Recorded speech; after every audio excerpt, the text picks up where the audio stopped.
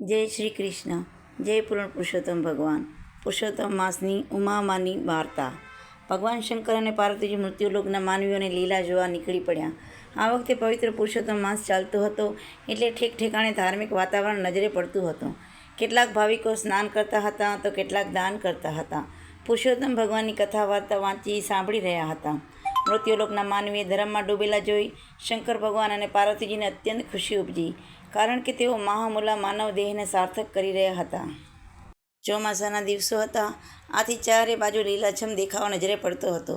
ખેતરોમાં જાત જાતના પાક લચી રહ્યા હતા. મેઘરાજાના મહેરથી ખેડૂતોના મુખ પર ઉલ્લાસ જણાતા હતા. બધાએ ઉજ્જવળ ભવિષ્ય સામે મીટ માંડી રહ્યા હતા. ચાલતા ચાલતા શંકર પાર્વતીને એક ખેતર આગળ આવ્યા.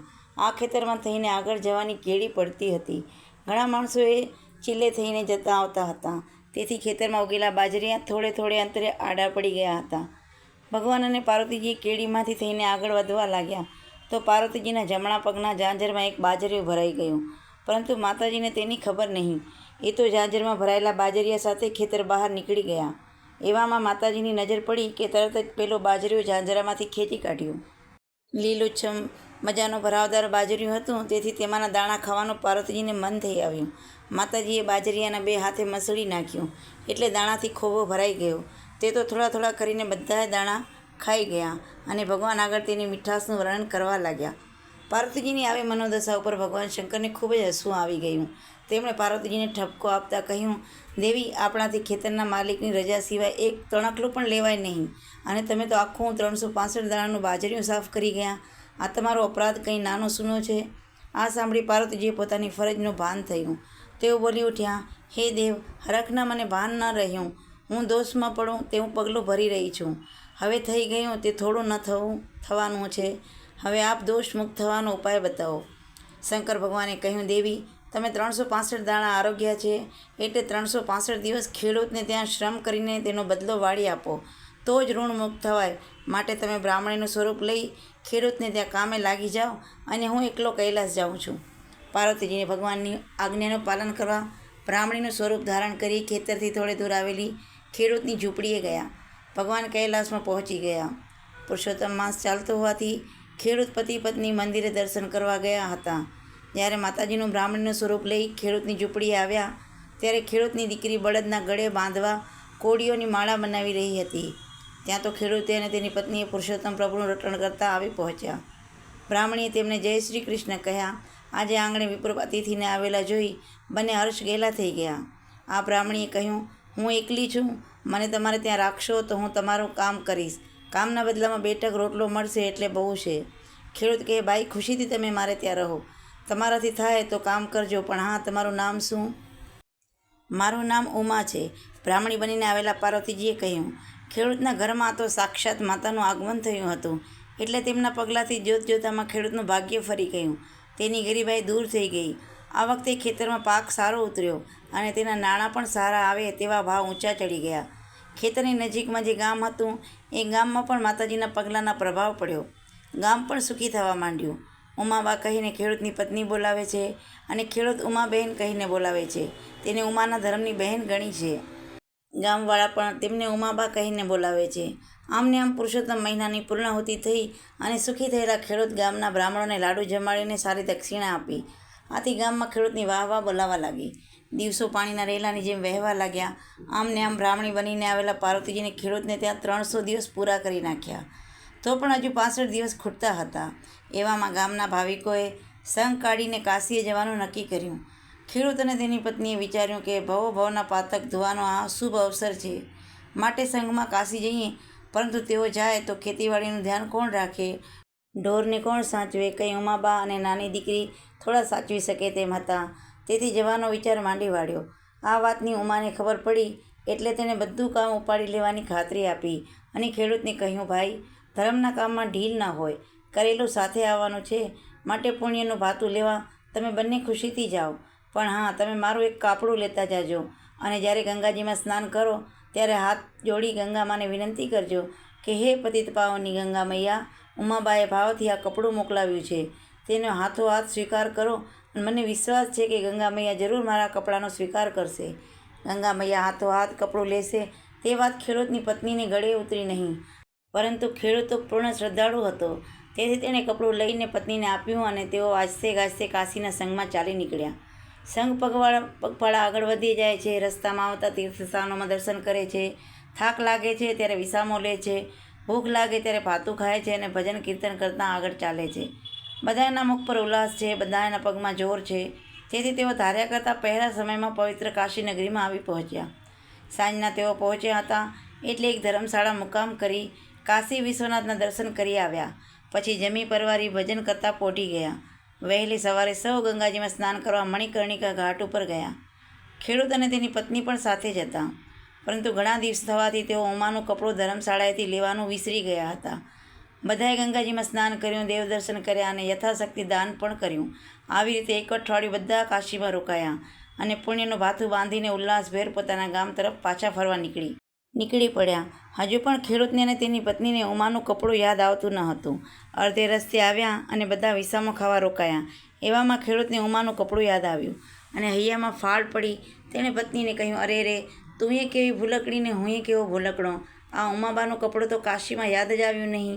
તેને ગંગા મૈયાને અર્પણ કરવાનું હતું. હવે ઘેર જઈને ઉમાબહેનને શું જવાબ આપશું? ખેડૂતની પત્ની બોલી, બળ્યું રખવાટમાં ને ભજનની ધૂનમાં એ તો યાદ જ ના આવ્યું. હવે શું થાય? જો ત્યાં યાદ આવ્યું હોત તો વાંધો ન હતો.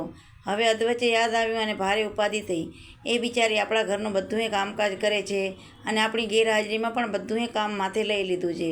એટલે આપણે તેનું કામ કર્યા વગર પાછા જઈશું તો તેનું મન ઉતરી જશે અને જિંદગીભરનું મેણું માથે રહી જશે.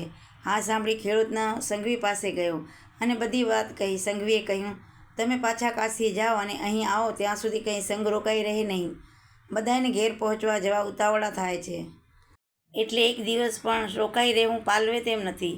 તમારે જવું હોય તો 2 જણા જાઓ. ખેડૂત કહે, ઠીક, તમારા ઉપર બળજબરી થોડી થાય.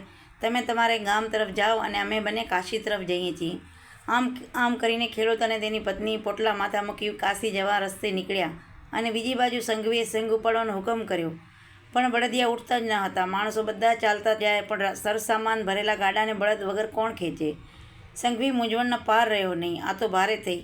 હવે આપણે કરવું શું? બધાએ બળદની હાલત જોઈ તો જાણે ઘણા સમયના માંદા હોય તેવા લાગ્યા. તેમને ઘાસચારો નીર્યો તો પણ એક તણખલું મોઢામાં લીધું નહીં. પછી ઉઠવા માટે ઠેકાણે પરોણાની આર ખોચી, પણ બળદો તો ત્યાં જ બેસી રહ્યા. શાના ઉઠે? આ તો ઉમા બનીને રહેલા પાર્વતીજીએ સંઘ રોકાઈ રહે તે માટે બળદોના આવા માયકાંગલા બનાવી દીધા હતા. આખરે સંઘવીને યાત્રાળુઓને કહ્યું દીધું કે હાલમાં આપણે અહીંયા જ રોકાઈ રહીશું. જ્યાં સુધી બળદો સાજા ન થાય ત્યાં સુધી આપણે રોકાયા વગર છૂટકો નથી. આમ સંઘને અધવચ્ચે જંગલમાં રોકાઈ રહેવું પડ્યું અને દિવસો પસાર થવા લાગ્યા. ખેડૂત અને તેની પત્ની પણ હવે કાશીનગરમાં પહોંચી ગયા હતા. ત્યાં ધર્મશાળામાં વિસામો ખાઈ પેલું કાપડું લઈને ગંગા સ્નાન કરવા ગયા. બંને પગથિયા ઉતરીને કેડસમાં પાણીમાં આવી ત્યાં ઊભા રહી ગયા અને પેલું કપડું લઈ હાથ જોડી ભાવપૂર્વક ગંગા મૈયાને પ્રાર્થના કરી આંખો બંધ કરીને ઊભા રહ્યા. થોડી વારમાં ધ્યાન કરીને ખેડૂતે કહ્યું, હે ગંગા મૈયા, મારી ઉમાબહેન હેત ધરીને આ કપડું આપને મોકલ્યું છે તો માળી તેનો હાથોહાથ સ્વીકાર કરો. ઉમાબહેને ભારપૂર્વક કહ્યું છે કે ગંગા મૈયા હાથોહાથ કપડું લેશે. મૈયા, અમારું વચન રાખો અને જટ કપડાનો સ્વીકાર કરો. આમ કરીને ખેડૂતે હાથમાં રાખેલું કપડું જય ગંગા મૈયાના નાદ સાથે પાણીમાં તરતું મૂક્યું. પણ આ શું ચમત્કાર! એકાએક પાણીમાં ખળભળાટ થયો અને 2 રૂપાળા હાથ પાણીની સપાટી ઉપર દેખાવા. એ સાથે જ કપડું તરત જ હાથ પાસે આવી ગયું. આ જોઈ ખેડૂત અને તેની પત્ની અપાર આનંદ થયો અને તેઓ જય ગંગા મૈયા કી બોલ્યા. એ સાથે જ બંને હાથ કપડું લઈને પાણીમાં ગરકાવ થઈ ગયા. આજે ખેડૂતને ઉમાબાનું સતનું પારખું થઈ ગયું. બંને દેવ દર્શન કરી ભાથું ખાઈ પોતાના ગામ તરફ જવા નીકળી પડ્યા. તો અધવચ્ચે સંઘ પડાવ નાખેલો જોયો. તેમના આશ્ચર્યની અવધિ ન રહી. આટલા બધા દિવસ સંઘ રોકાયો કેમ? તે દિવસમાં બધા ઘેર જવા માટે ભારે ઉતાવળા થયા હતા. સંઘવી કહે, પટેલ, જેવા તમે અહીંથી કાશી જવા ઉપડ્યા તેવા જ બધા બળદો માંદા પડી ગયા છે. હવે સામાનથી ભરેલા ગાડા સી રીતે લઈ જવા? એટલે બળદો સાજા થવાની રાહ જોઈ બેઠા છીએ. તમે જરા જુઓ ને, બળદોને શું થઈ ગયું છે? ખેડૂત અને તેની પત્ની એક બળદ પાસે જઈને હાથ ફેરવતા ગયા અને થોડી વારમાં બધા બળદો સાજા થઈ ગયા. ઘૂઘરાના ઘમકારથી વાતાવરણ ગુંજી ઉઠ્યું. હવે સંઘવીને જીવ હેઠો બેઠો. સંઘવાળા પણ રાજી થઈ ગયા. બધાએ ચમત્કાર નિહાળી ખેડૂત દંપતીના ધન્યવાદ આપી રહ્યા હતા. તેમની સાચી ભક્તિને બિરદાવી રહ્યા હતા. થોડી વારમાં સંઘ પડાવ ઉઠાડ્યો. રસ્તામાં ખેડૂતે ઉમાબહેનના ચમત્કારની વાત બધાને સંભળાવી અને કાશીમાં ગંગા મૈયાએ કપડું હાથોહાથ લઈ લીધું તે પણ જણાવ્યું. ઉમાબાનું આવું સત જાણી લોકો જાત જાતની વાતો કરવા લાગ્યા. કોઈ કહે ખેડૂતના ઘરમાં સાક્ષાત માતાજી પધાર્યા છે, કોઈ કહે માતાજીના પગલાં પડ્યા થયા છે પછી જ ગામ સુખી થયું છે અને સંઘ કાઢવાનું સૂઝ્યું છે. કોઈ કહે માતાજીના સતના પ્રતાપે સંઘ કાઢવાનું સૂઝ્યું છે, કોઈ કહે માતાજીના સતના પ્રતાપે જ માંદા પડદો એકાએક સાજા થઈને ચાલવા લાગ્યા છે. પંથ કપાતો જતો હતો, ઉત્સાહ હતો, જાત્રા કરી આવ્યાનો ઉમંગ હતો અને ચમત્કાર જોયા પછી આનંદ ઓર વધી ગયો હતો. આખરે સંઘ સુખરૂપ ગામના પાદરે આવી પહોંચ્યો. ગામવાળાને ખબર પડી એટલે તેઓ સંઘનો સામયો કરવા ઉમાબાની સાથે લઈ પાદરે આવી પહોંચ્યા. ઉમાબાએ સોના રૂપાના ફૂલોથી સંઘનું સામયું કર્યું અને બધાએ અડધા કલાક પ્રભુ નામની ધૂન મચાવી. પછી બધા વાજતે ગાજતે ગામમાં પ્રવેશ્યા. ખેડૂતે આગ્રહ કરીને સંઘને પોતાને ઘર લઈ ગયો અને તાબડતોબ રસોઈ બનાવડાવી. બધાને સારી પેઠે જમાડ્યા. જમીને જતી વખતે ઉમાબાને પગે લાગ્યા. ઉમાબાએ બધાને આશીર્વાદ આપ્યા. આખા ગામમાં આનંદ વર્તાઈ ગયો. સતીના પગલાં ખેડૂતના ઘરમાં થયા છે તે જાણી ભાવિક સ્ત્રી પુરુષો ખેડૂતના ઘરમાં જમા થવા લાગ્યા અને ઉમાબાના દર્શન કરી આશીર્વાદ લઈ પાછા ફરવા લાગ્યા. ઉમા બ્રાહ્મણીના સ્વરૂપમાં સાક્ષાત પાર્વતીજી હતા, તેથી તે ખેડૂતના ઘર તીર્થધામ સમૂહ બની ગયું હતું.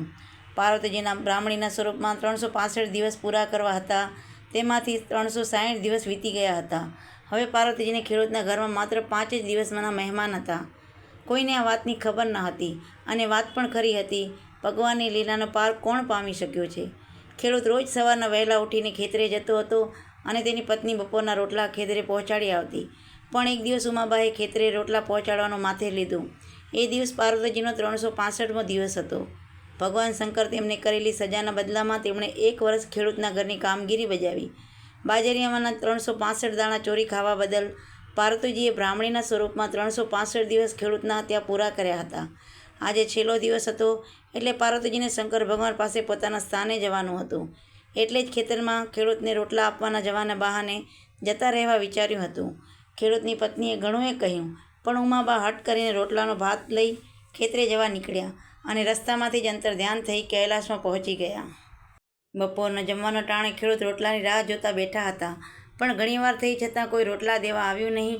એટલે થાકીને તે ઘેર ગયા અને પત્નીને કહેવા લાગ્યા, આજે કેમ રોટલા દેવા કોઈ આવ્યું નહીં? ઉમાબહેન કેમ દેખાતા નથી? આ સાંભળતા જ પત્નીના હૃદયમાં ધ્રાસકો પડ્યો. તે બોલી, અરે ઉમાબાને અહીંથી રોટલા લઈને નીકળે બહુ સમય થઈ ગયો, શું તે આપવા આવ્યા નથી? ખેડૂત કહે, રોજ તો તું રોટલા આપવા આવે છે, આજે ઉમાબાને કેમ મોકલ્યા? તેની પત્ની બોલી, આજે ઉમાબાએ હઠ પકડી એટલે રોટલા તેમને આપવા મોકલ્યા. તો પછી એ ગયા ક્યાં?